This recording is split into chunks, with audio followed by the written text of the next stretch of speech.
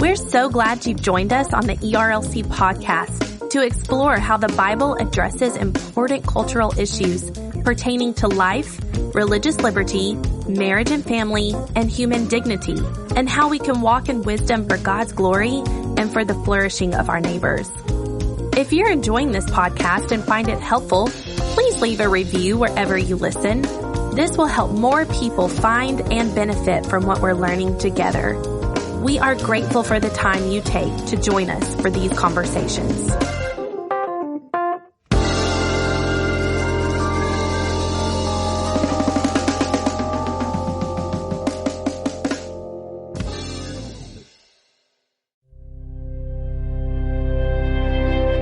Welcome to this week's episode of the ERLC podcast, featuring Sherif Girgis and the topic of marriage. Marriage laws all by themselves, just the laws, or just the cases, or just the policy papers, they don't add up to anything unless they facilitate real goods. A child being able to toddle towards his attentive father who's on the scene. A young girl being able to be absorbed by her hobbies or her novels and not grieve over her parents' divorce. A family bickering boisterously over dinner. A young man being unscarred by authority, unafraid of commitment, kneeling in prayer or in marriage proposal.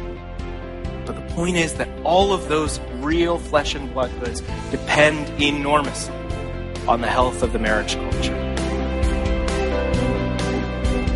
The first ERLC conference in 2014, titled The Gospel, Homosexuality, and the Future of Marriage, was well received and exceeded expectations. Part of this is because we are living in a world that is confused about these topics. Sherif Girgis helped shed some light on how to think about marriage in his talk, Better Together, Marriage and the Common Good. We hope you enjoy this message.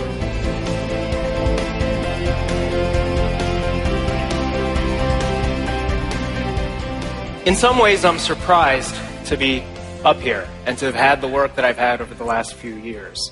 I'm a small guy, I don't see the inside of a gym that much, and I'm very conflict averse. I hate conflict. And yet for the last 4 or 5 years, I've been pushing the most hated conservative position on the most heated social issue at the most socially liberal law schools in the country. And the message that I have from that foreign country to share is a very simple one. It's that despite the cultural trends and the social trends, as far as the arguments go, you have nothing to fear. Nothing to fear.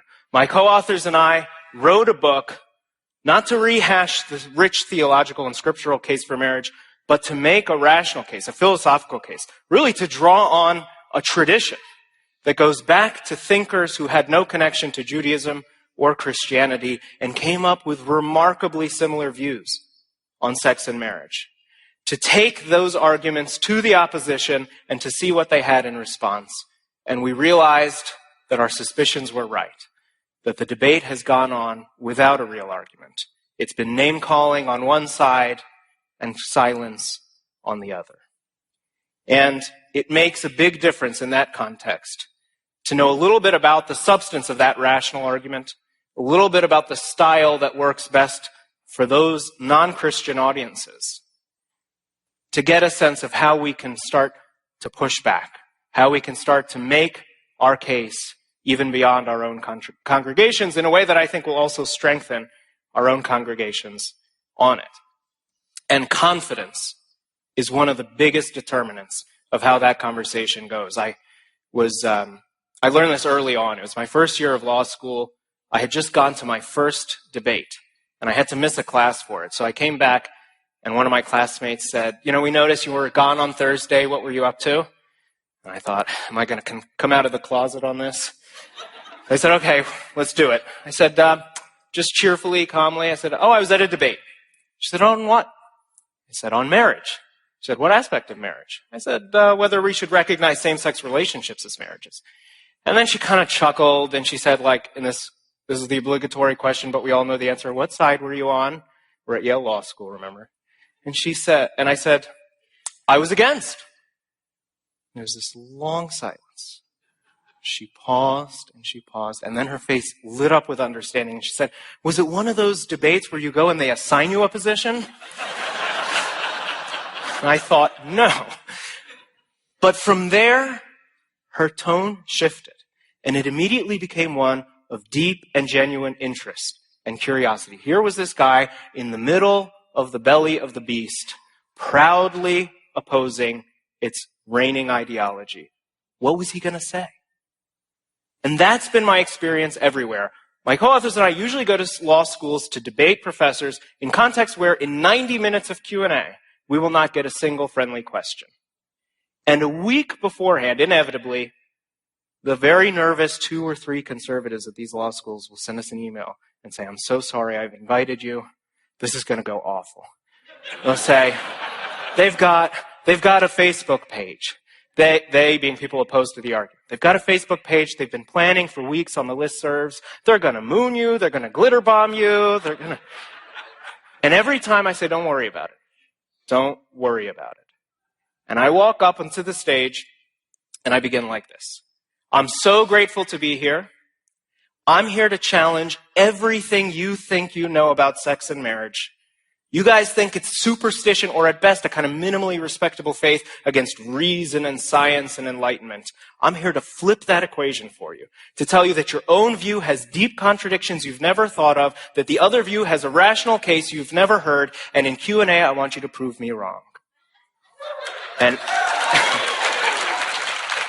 everything changes. You can usually tell who's against you, not because of how they look, but because of what they're wearing, sometimes the clothes of the opposite sex, or because of posters they have, or even because of this sort of posture they have. It's a kind of sideways slink like this, and they've got a smirk, and they're waiting to just tear you apart. And after that beginning, it all changes. And everyone in the room wants to hear what you have to say. And the responses afterward from the 3 people in the room who agreed with us were always, that was such a relief.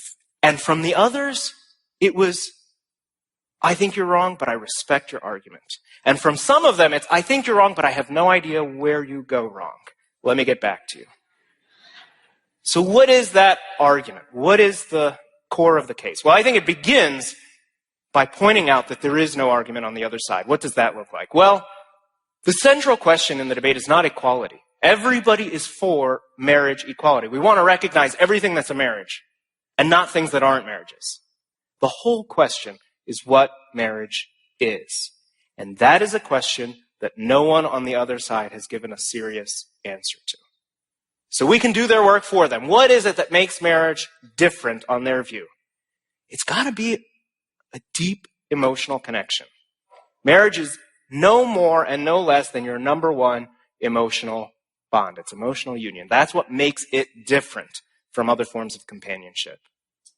And the short argument against that is that no one could possibly believe it. It cannot explain in a principled way any of the other features of marriage that people on both sides of the debate still think it has.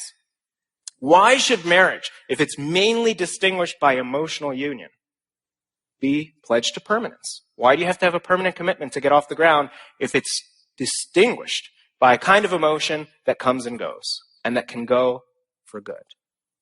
Why should it require sexual exclusivity?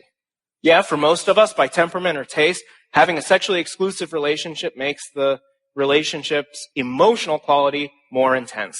But a lot of people say it's the opposite for them. Some people among my own colleagues in philosophy will say, no, we have a sexually open relationship, and that makes our emotional bond closer. If what really makes it a marriage is that emotional bond, there is nothing to say to them about how they got marriage wrong.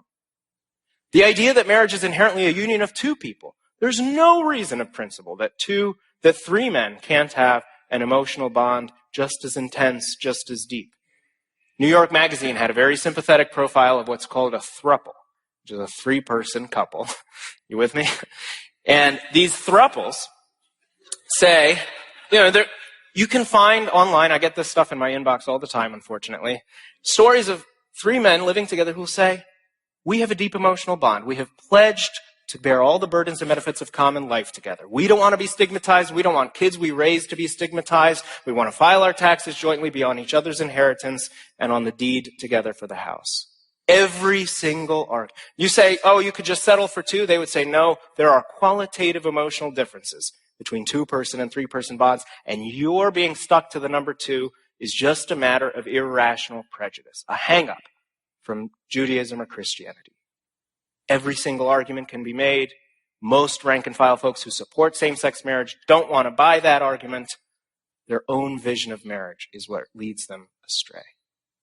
Even the idea that marriage has to be a sexual relationship starts to look a little bit arbitrary on this view. If what really makes it different is a matter of degree, then there's no reason to principle that people in a platonic bond can't have the intensity that makes it a marriage. So permanence, exclusivity, monogamy, sexual union, a connection to family life, through that to the common good, every single thing that most on both sides of the debate think makes a marriage different collapses on this view. Not just that, it becomes unjust, discrimination, arbitrary to say that marriage still has to have those features. Some people, 300 LGBT and allied scholars and activists have already admitted this. They signed a statement several years ago saying, yeah, justice requires gay marriage. It also requires legally recognizing multiple partner, multiple household, deliberately temporary, sexually open, non-sexual union, because love and commitment are what make a marriage. And who are we to say what type of love or what shape of commitment? So the principle of marriage on the other side, emotional union, can't make sense of anything that makes marriage different from companionship.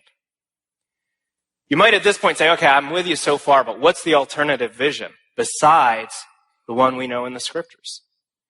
And what I want to say to you is that's an excellent vision. It's one we have every right to bring to the public square. It's one no one should shame us into keeping out of the public square, but it's supplemented beautifully by a philosophical vision that goes back to Plato, Socrates, Aristotle, Xenophanes, Musonius, Rufus, Plutarch, folks who never had a letter to their hometown from St. Paul, who never saw a Bible, and who came to remarkably similar ideas. In our book, my co-authors and I, in What is Marriage, we describe this as the view that marriage is a comprehensive union. In every dimension that makes a form of community at all, the community of marriage is comprehensive. What does that mean? Well, any kind of community, whether it's intellectual at a university or a sports community, like a team, is formed by cooperation, by common action towards common ends in the context of a commitment. And it's in those three respects that the community of marriage is comprehensive. First, in the common action that makes it a marriage, in the dimensions of the partners united. Most people understand marriage unites you at all levels with the beloved, heart, mind, and body. And what makes for bodily union? Well, most people would say it's something about sexual activity. But if all sex did for marriage was foster feelings of closeness, it wouldn't really add anything that you couldn't get in other ways. There's something special about sex that makes two people one flesh. But that thing is only possible between a man and a woman. Why? Well, because what makes the parts of a single person one flesh, one body, is that all my parts, my heart and lungs and so on, are all working together towards a single bodily end of the whole, my biological life. That's why a biologist will tell you, yeah, that's one organism. And in that radical sense, two people can be one body, one flesh, actively coordinated towards a single bodily end of the whole that they make up. But that only happens between a man and a woman in marriage. The couple is the whole, and the bodily end that's bigger than but encompasses them both is their reproduction. So only a man and a woman can form a truly comprehensive union, a real bodily union included. It's comprehensive in the range of goods that unite them. It's not just oriented to intellectual goods, knowledge and truth and understanding like a university, or to athletic goods like a sports team. But we all get that marriage is kind of all of those things. It's intellectual and it's recreational, and it calls for the whole wide sharing of family life. And most people will also say with you that that has something to do with the fact that it's oriented not just to this or that good, truth or athletic excellence, but to whole new human beings, new subjects, new participants in every good. But what explains that? Only the traditional, or what we call the conjugal view, can. On the conjugal view, the very act that seals marital love is also the kind of act that makes new life. So marriage itself, by its nature, even before you know about Genesis, you can see from that fact that it's oriented to and fulfilled by family life. And if it's comprehensive in those two senses, in the range of the dimensions of the partners united and the goods around which they're united, it calls for comprehensive commitment. Through time, comprehensive commitment, total commitment, means permanence. And at each time, it means exclusivity. So permanence, exclusivity, monogamy, sexual union, connection to family life, through that to the common good. Every single thing that the revisionist view can't explain, that it would tear asunder, this view unifies. And it's a vision, a comprehensive union that shows up in those Greek philosophers and beautifully complements the rich tradition, the inspired wisdom of Genesis on one flesh union. Well, at this point, you might be with me so far. You might say, okay, I see how the first view can't explain anything that makes a marriage. And the second view can. It tidies it all up. It unifies. It explains in one idea how all these features go together. But so what? Why should this be something that my congregation cares about? Isn't it just an abstract moral ideal? And the fact is that history and sociology over the last 50 years and over the long haul tell us that that is false. Yeah, it's true that marriage laws all by themselves, just the laws or just the cases or just the policy papers, they don't add up to anything unless they facilitate real goods. A child being able to toddle towards his attentive father who's on the scene. A young girl being able to be absorbed by her hobbies or her novels and not grief over her parents' divorce. A family bickering boisterously over dinner. A young man being unscarred by authority, unafraid of commitment, kneeling in prayer or in marriage proposal. But the point is that all of those real flesh and blood goods depend enormously on the health of the marriage culture. And how is that connected to the definition of marriage? Well, you just have to imagine, say, a young man who grows up from day one in a society where law and culture and his schools and his every organ of civil society tells him what makes a marriage is deep emotional union. It's inauthentic to stick with the marriage when that emotional buzz goes away. And moms and dads are fully replaceable. In fact, it's bigotry to think otherwise. If he grows up from day one hearing those lessons, internalizing them, is he going to be more or less likely to stick with a marriage when the going gets tough? To stay with his wife for the sake of the kids? To push through the dryness that any relationship will know?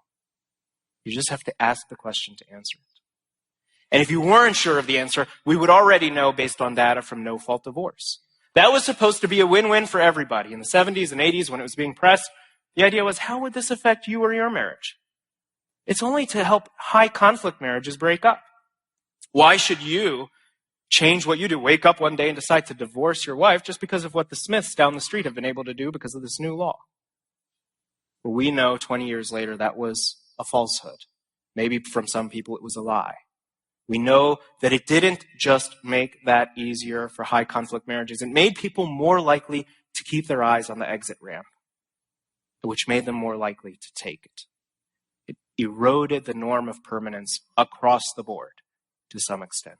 Here we would be doubling down on the emotional union view of marriage that got its start with no-fault divorce and indeed before that. And there I'm not just telling you something about no-fault divorce, but really about all the different spoils of the sexual revolution. They're all connected. They all make a difference. And we know that whether a kid is reared by her own mother and father in a stable bond is the best indicator of whether she'll grow up to know poverty. It's the best indicator of a lot of things: educational outcomes, psychological, drug abuse, rates of graduation from high school, onset of early pregnancy, out-of-wedlock child rearing, jail rates, especially for young boys. Every aspect of the common good depends on a strong marriage culture. This is Matthew 25 stuff. It is a matter of social justice. That's why your congregation should care about it. That's why we can't give this up or think that it's just a matter for the church. We owe it to the least of these to make sure that wherever possible, our culture gives them the best shot at being reared by the love of the man and woman who gave them life. That's the reason this stuff matters. You might say, okay, even if I bought all that, we're losing so far. What can I do about it? Well, I think one place for these kinds of arguments is in a long-term campaign. A lot of people think the arguments don't matter if they don't convince people on the spot. Well, I've been doing philosophy stuff at Princeton, Oxford, and elsewhere for years, and I'll tell you, no philosophical argument convinces someone overnight, but it still has a role to play. There's still a reason that Paul talks about the law written on our hearts. There's still a reason that in Acts 17, he himself goes in the marketplace to reason with whom? With the philosophers, the Stoics, and the Epicureans. And that role is one that we can understand even from our Lord's parables about the gospel itself.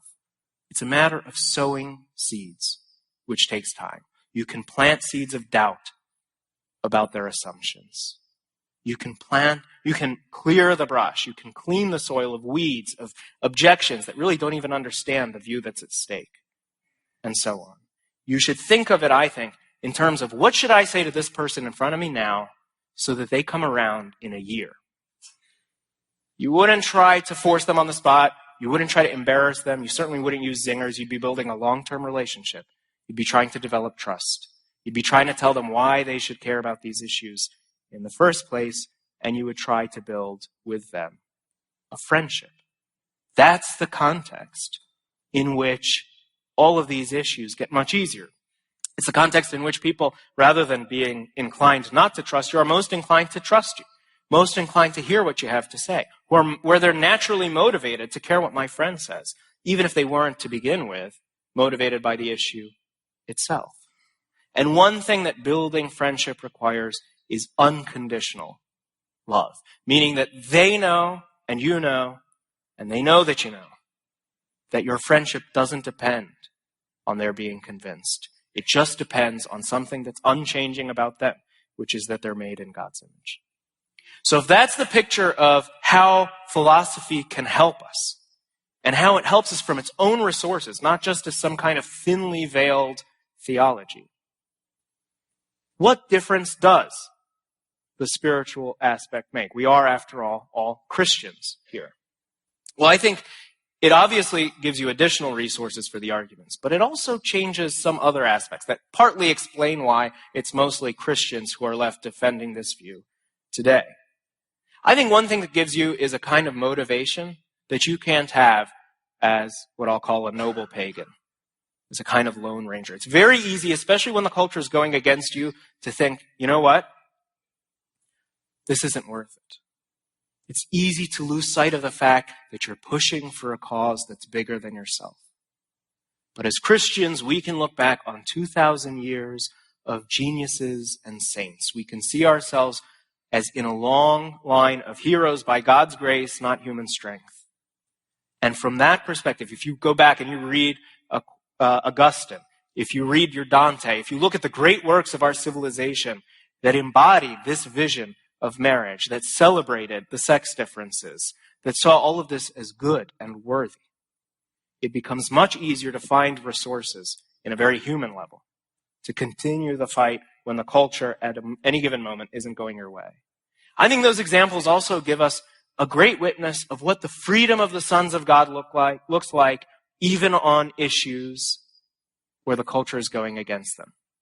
Here I think of the play turned into a movie of A Man for All Seasons. I know it's kind of awkward for a Catholic to give you Thomas More's witness on marriage at a Protestant conference, but work with me for a second and think about, if you've seen that play, if you've seen that movie, or if you haven't, go see it. Forget about the denominational differences for a moment. Look at how witty, how joyful, how debonair one can be when one is convinced that one's cause is bigger than oneself, when one knows that one is fighting for a higher ideal, and that the final word on that ideal is not in this life. That's the kind of joy that changes hearts even before people's minds begin to turn. The other thing that the gospel vision gives you is the sense, as I begun to say already, that even when the tide is turning against you politically and culturally, your fight, your witness, even your peaceful endurance of defeat, as somehow within the economy of the Lord, is itself something that bears fruit in character and other spiritual fruits for that longest term common good known as the kingdom. And the other thing this gives you is a kind of perspective. Some people think they're going to win this debate by telling us we're on the wrong side of history. You might have heard the phrase. Well, we know as Christians that that just isn't true. There's only one side to care about, which is the side of the truth. We know that history isn't guided by impersonal forces in the dark that no one can do anything about, but that with God's grace we can decide what side of history that we're on, and that the Lord that we worship is the Lord of history. Even the impersonal forces, the wind and the seas, obey him. That gives you a kind of motivation that the noble pagan can't have. And it also shapes your goal. We're not just worried about the same-sex marriage debate. We're worried about marriage. And we're not just worried about marriage as an idea. We're worried about it as a cause, as a real-life thing that makes a difference to people's well-being. There is where the noble pagan might have to stop. But we know that in fighting for any aspect of the truth, however specific, we're fighting not just for an idea. We're not just recruiting for a cause. We are recruiting people. We're bringing them into a relationship. Because truth, as we know, but those philosophers I mentioned did not know, is a person. And he calls each of us into a kind of communion that we can only bring people into by God's grace and step by step. So it shapes your goal in a way that will also shape your style. Our Lord said, not I've come to convince, but I've come to set the world aflame, and that vision shapes how we will act even on these apparently merely moral issues. Well, I think there's one other thing. If you really do want to draw people into a communion, that requires being their friend. And being their friend in a genuine sense and in an unconditional sense requires knowing their motives. And I can tell you that the elite, the academic elite on this issue often have a whole variety of motives, and some of them what we would consider pretty bad motives. Right? They think all of the traditional norms I mentioned really are oppressive, that we really do have to upend all of them. We just have to get the nose under the camel's tent this far, and then we can really do the work of justice. So set them aside. Most rank and file folks on this issue aren't motivated by that. Most people in my generation don't know a thing about this theory that marriage is oppressive and so on. They just are worried about loneliness. They're worried about their gay friends, about themselves perhaps, being lonely. We have to recognize that motivation, that yearning for intimacy. We have to acknowledge it and acknowledge its value. And then we have to see where it goes from there. I had a friend of mine for several years, brought up in the church. And when we were 24, we'd known each other for probably 16 years at this point. He sent me an email and he said, I'm coming out and I'm embracing gay relationships. I'm going to find myself a man and I'm going to be with him and I'm going to be happy and I'm leaving the church. I was obviously pretty upset about this. He's a dear friend. I want what's best for him in every respect. I sent him an email back and I said, well, let me just ask you, what was it that changed your mind? And he said, oh, it was Dan Savage. Dan Savage had a campaign on YouTube called It Gets Better. I remember thinking, okay, by the way, if you don't know what that is, it's a set of videos on YouTube where a bunch of folks from the LGBT community say, you know what, young people in my position, I had a really awful childhood or adolescence, and I'm here to tell you it gets better if you just embrace this. There are lots of sexual options in your future, identities, relationships. Go with it, and things get better. I remember thinking to myself, this is a failure on the church's part. My friend had already heard the very best It Gets Better campaign. It's called the gospel. It wasn't when some sex columnist put up a couple videos on YouTube. It was when a carpenter in first century Palestine got up and said, the kingdom is at hand. It wasn't the promise of a kind of fulfillment in sexual relationships and the ups and downs and the uncertainty, and really at the end of the day, when you put all your emotional eggs in that basket, the disappointment. It was the promise of the kingdom, this transcendent horizon of communion in every respect with God and all the blessed. And if he didn't know that, that was a failure on the church's part. What can we do about that yearning for loneliness? I think we can do a couple things, two in particular. One is we can develop our understanding of marriage. We have bought in, to some extent, to the revisionist idea of marriage as simply your number one emotional connection. That's a vision on which anyone who's single for whatever reason, same-sex attractions or anything else, just settles for less. And that is not the biblical vision. We shouldn't think of family life as an atom separated from everything else. Maybe you go to your friends as a pit stop to recharge, to come back to what really matters, which is the nuclear family. We should think of family as a node in a network where you can naturally integrate single people as big siblings to your kids, as vacation partners for your whole family, in real and intimate ways, bring them into your life and have them live out their own vocation to love in that way. I think the other thing we do have to develop is our theology of friendship. We see people doing this already. Anthony Esolen, Touchstone Magazine was mentioned. Anthony Esolen has a beautiful piece there from a couple years ago called A Requiem for Friendship, where he talks about the fact that one harm of the revisionist view of marriage is it says friendships have to be shallow, otherwise they ought to be sexual.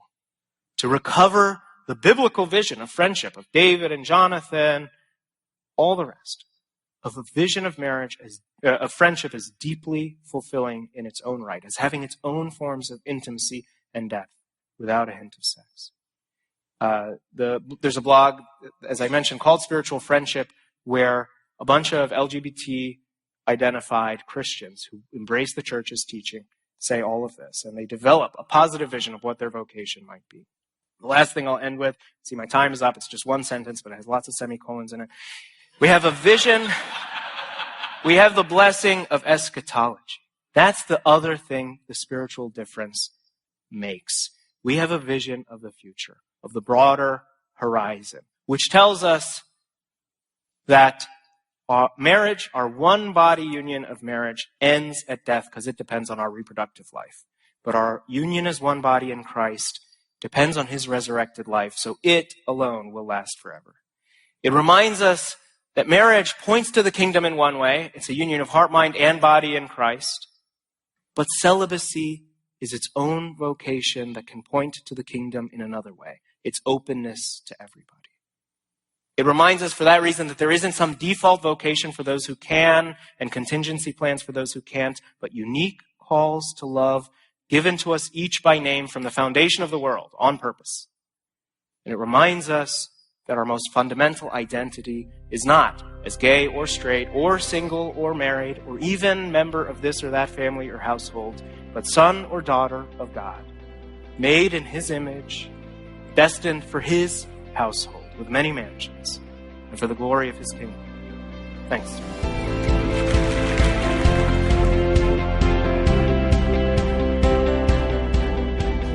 We appreciate you joining us for today's episode of the ERLC podcast. If you want more information about our podcast or how to think biblically about sexuality, visit erlc.com.